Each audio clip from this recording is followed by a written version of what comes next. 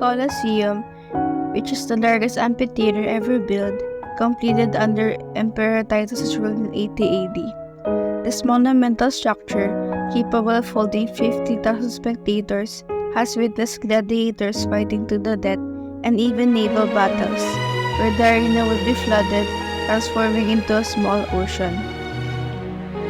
Roman engineering was at its pinnacle. With its colossal form and intricate design, tiered seating challenges one to imagine the vastness and power of an empire, with its ambition stretching across the known world. With each stone telling the story of an ancient Rome's rise, a testament to the civilization that once ruled. On the other side, the Ark of Constantine, which is a monument to the emperor's victory, celebrating his ascension, while marking a moment in the history of Rome.